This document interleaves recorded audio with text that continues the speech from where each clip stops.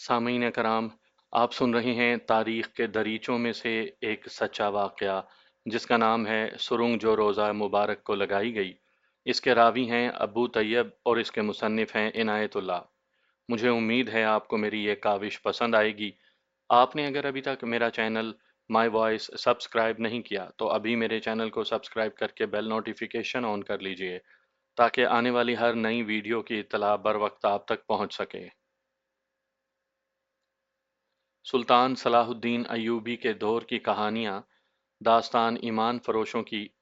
اس میں آپ نے سلطان نور الدین زنگی کے متعلق بہت کچھ پڑھا ہوگا۔ نور الدین زنگی صلیبیوں کا سب سے بڑا دشمن تھا۔ اس نے صلاح الدین ایوبی کو اس راہ پر ڈالا تھا کہ صلیبیوں کو عالم اسلام سے نکال کر اسلام کو یورپ کے قلب تک پہنچانا ہے۔ نور الدین زنگی کا اپنا بھی یہی مشن رہا۔ اسے ناکام کرنے کے لیے صلیبیوں نے عالم اسلام میں سازشوں، تخریب کاری اور مسلمانوں کی کردار کشی کے دلکش حربوں کا جال بچھا دیا تھا۔ اس کی تفصیلات آپ کو داستان ایمان فروشوں میں پیش کی جا چکی ہے۔ یہ کہانی بھی میں آئندہ آنے والے وقتوں میں اپلوڈ کر دوں گا۔ ان سازشوں میں ایک بڑی ہی بھیانک تھی۔ صلیبیوں نے رسول اکرم صلی اللہ علیہ وآلہ وسلم کا جسد مبارک روزہ مبارک سے نکال کر لے کر جانے کی کوشش کی تھی، جو نور الدین زنگی نے پکڑی۔ نور الدین زنگی کو سلطان عادل نور الدین زنگی بھی کہا جاتا ہے۔ اسلام کا یہ عظیم پاسبان حشیش یعنی حسن بن صبا کے فدائی قاتلوں کے ہاتھوں اس طرح شہید ہوا تھا کہ اسے کھانے میں زہر دے دیا گیا تھا۔ اس کے اثر سے زنگی کے گلے میں سوزش ہوئی جس کا علاج کوئی طبیب نہ کر سکا۔ چند دنوں میں ہی نور الدین زنگی اللہ کو پیارا ہو گیا۔ سب اسے گلے کا کوئی مرض سمجھتے رہے۔ یہ انکشاف بہت بعد میں ہوا تھا کہ اسے صلیبیوں نے فدائیوں کے ہاتھوں زہر دلوا کر قتل کروایا تھا۔ اسی لیے اسے نور الدین زنگی شہید کہا جاتا ہے۔ اس کا پورا نام الملک العادل نور الدین محمود زنگی تھا۔ سن 1118 میں پیدا ہوا اور سن 1174 میں وفات پائی۔ سلطان زنگی کی وفات سے 12 سال پہلے سن 1162 یعنی 555 ہجری کا واقعہ ہے۔ سلطان کو جب میدان جنگ سے کچھ دنوں کی مہلت ملتی تھی تو وہ راتوں کو کوئی نہ کوئی وظیفہ پڑھا کرتا تھا اور تہجد کی بھی پابندی کرتا تھا۔ ایک رات سلطان زنگی تہجد پڑھ کر سو گیا۔ اس سے پہلے وہ ایک وظیفہ پڑھتا رہا تھا۔ اس نے خواب میں رسول اکرم صلی اللہ علیہ وآلہ وسلم کو دیکھا۔ آپ صلی اللہ علیہ وآلہ وسلم کے دائیں اور بائیں دو آدمی کھڑے تھے جن کے چہروں کے رنگ سرخ و سفید تھے۔ وہ عرب کی سرزمین کے آدمی معلوم نہیں ہوتے تھے۔ رسول اکرم صلی اللہ علیہ وآلہ وسلم کے چہرہ مبارک پر اداسی بھی تھی اور غصے کا تاثر بھی تھا۔ آپ صلی اللہ علیہ وآلہ وسلم نے ان دو آدمیوں کی طرف آنکھوں سے اشارہ کیا۔ آپ کی آواز نہیں نکل رہی تھی۔ اشارہ اتنا واضح تھا کہ سلطان زنگی سمجھ گیا کہ رسول مقبول صلی اللہ علیہ وآلہ وسلم فرما رہے ہیں کہ ان سرخ و سفید چہروں کو پہچان اور مجھے ان سے بچا۔ سلطان زنگی کی آنکھ کھل گئی۔ جسم پسینے سے شرابور اور دل پر مقدس سا خوف تھا۔ سلطان نے ذہن پر زور دیا کہ یہ اشارہ کیا تھا۔ اسے یہ تو یقین ہو گیا کہ یہ دو آدمی جو رسول کریم صلی اللہ علیہ وآلہ وسلم کے دائیں بائیں کھڑے تھے صلیبی تھے۔ اس سے سلطان زنگی نے یہ تعبیر اخذ کی کہ رسول اکرم صلی اللہ علیہ وآلہ وسلم نے حکم دیا ہے کہ اسلام اور عالم اسلام کو کفار سے بچا۔ یہی سلطان کی زندگی کا مشن تھا۔ اس خواب نے اس کی حوصلہ افزائی کر دی اور وہ مطمئن ہو گیا۔ اگلی رات اس نے پھر یہی خواب دیکھا۔ رسول کریم صلی اللہ علیہ وآلہ وسلم انہی دو آدمیوں کے درمیان کھڑے ہیں جن کے چہرے سرخ و سفید ہیں۔ اب کے رسول صلی اللہ علیہ وآلہ وسلم نے اور زیادہ واضح اشارہ کیا کہ مجھے ان سے بچا۔ سلطان زنگی کی آنکھ کھلی تو دل پر خوف اور ذہن میں الجھن تھی۔ وہ سمجھا کہ کسی طرف سے صلیبیوں کی نئی یلغار آ رہی ہے اور وہ گھر میں بیٹھا ہے۔ اس نے ہر اس طرف جاسوس دوڑا دیے جدھر سے صلیبیوں کے حملے کا خطرہ ہو سکتا تھا۔ تیسری رات بھی اس نے یہی خواب دیکھا تو اس نے اپنے وزیر جمال الدین موصلی کو بلایا اور اسے یہ خواب سنایا۔ جمال الدین موصلی دانشمند انسان تھا۔ وہ گہری سوچ میں کھو گیا، پھر بولا کہ اشارہ معمولی نہیں، اسے محض خواب یا خیال نہیں کہا جا سکتا۔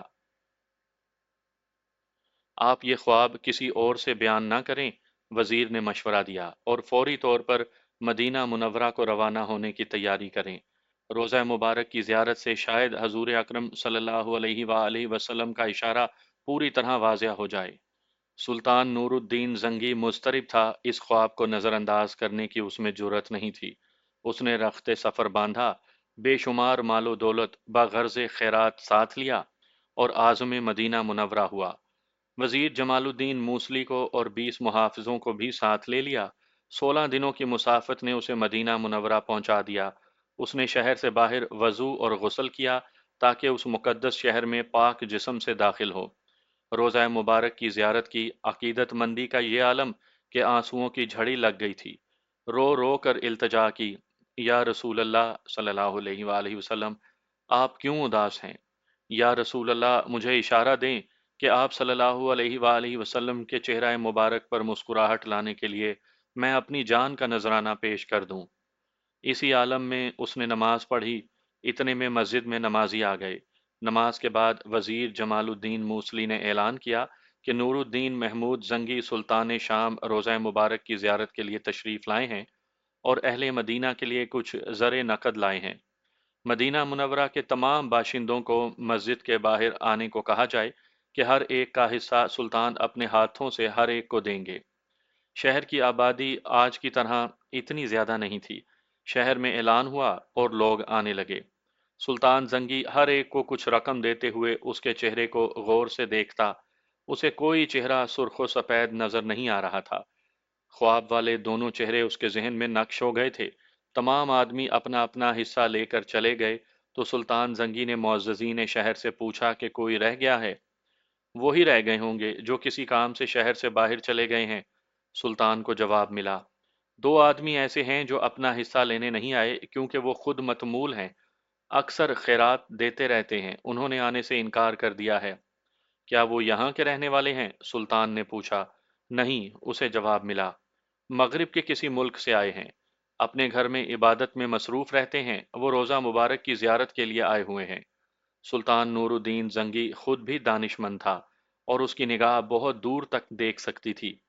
इस्लाम और रसूल अकरम सल्लल्लाहु अलैहि वसल्लम को उसने अपनी रूह में बसा रखा था और यही रोशनी उसके आगे अंधेरे पर्दे चाक कर दिया करती थी। उसने जब ये सुना कि ये दो आदमी जो उसके सामने नहीं आए वो मगरिब से आए हैं और घर में इबादत करते हैं तो उसका माथा ठनका। वो सलीबियों और यहूदियों की साजिशों से आगाह था। उसने शक रफा करने के लिए कहा कि उन दोनों से कहो कि अपना हिस्सा ना लें, यहाँ आ तो जाएं। मैं भी उन्हीं की तरह यहाँ अजनबी हूँ। उन दोनों को मजबूरन आना पड़ा। सुल्तान नूरुद्दीन जंगी ये देखकर हैरान रह गया कि ये दोनों ख्वाब वाले चेहरे थे। सुर्ख सफेद चेहरे का हर एक नक्श वही था और वही कद बुत थे।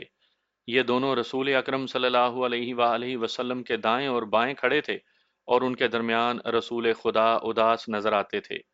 तुम दोनों यहाँ क्यों आए हो? सुल्तान ने पूछा। हम दियारे मगरिब से हज के लिए आए हैं, एक ने जवाब दिया।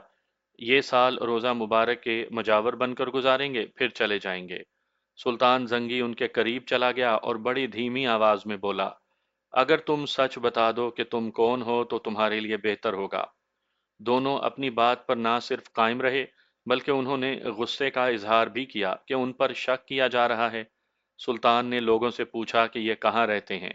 लोगों ने बताया कि हुजरा शरीफ, यानी जिसमें रसूल अकरम सल्लल्लाहु अलैहि वसल्लम का जस्ते मुबारक दफन है, उसी के करीब रहते हैं।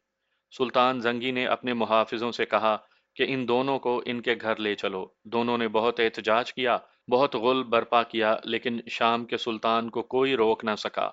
उनके घर जाकर देखा, दो कुरान पाक पढ़े थे, चंद मजहबी किताबें थीं जो उलमाए इस्लाम की लिखी हुई थीं, तस्बीहें थीं और फर्श पर एक जगह एक चटाई बिछी थी जिस पर मुसल्ला रखा था। सुल्तान को वहां कोई मशकूक चीज नजर नहीं आई। सुल्तान खामोश और परेशान हो गया। तब लोगों ने कहा कि इन दोनों पर किसी किस्म का शक ना किया जाए। ये दोनों खैरात करने वाले सखी और पारसा हैं, रोज़ा मुबारक की मुजावरी करते और हर सुबह जन्नतुल बकी की ज़ियारत करते हैं। हर कोई इनका एहतराम करता है। सुल्तान जंगी ने बज़ाहिर ऐसा रवैया इख्तियार कर लिया जैसे उसका शक रफा हो गया हो और उसे अफसोस हो कि उसने दो पारसाओं की तौहीन की है, लेकिन ये सवाल उसे परेशान किए हुए था।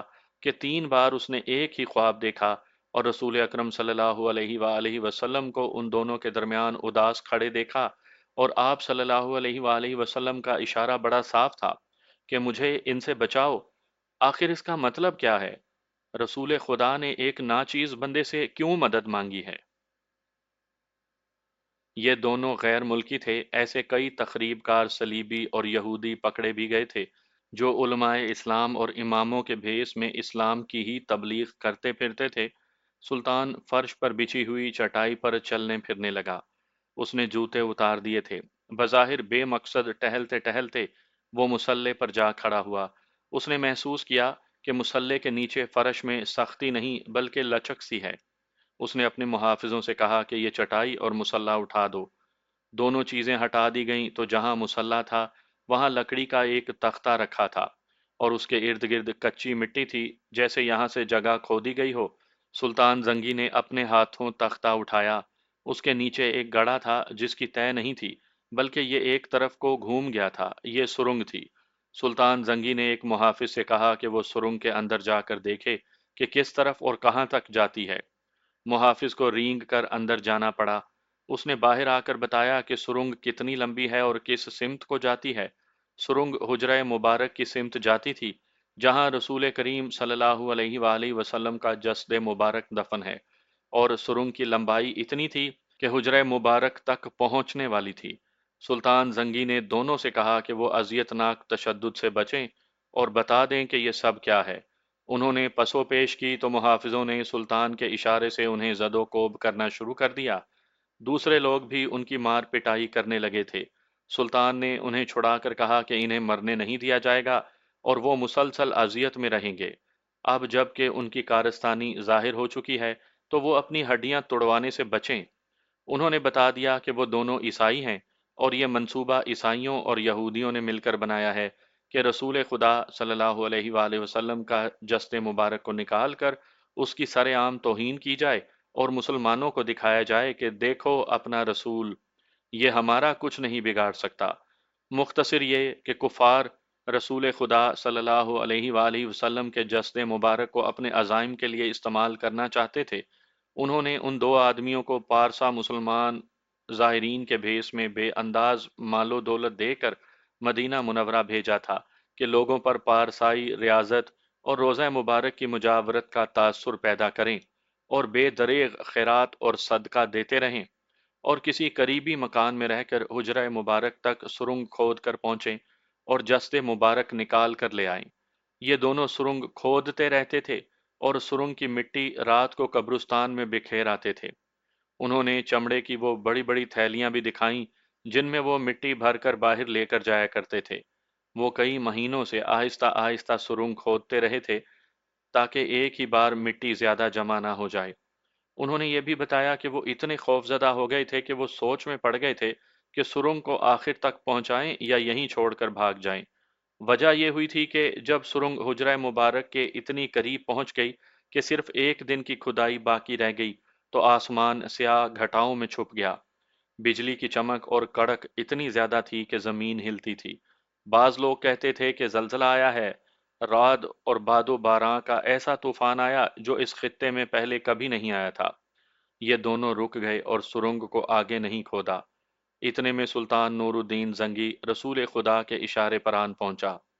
سلطان نور الدین زنگی اس سعادت پر زار و قطار رویا اور حجرہ شریف کی دہلیز کو تا دیر چومتا رہا کہ رسول خدا نے یہ عظیم نیکی اس کے ہاتھوں کرائی ہے۔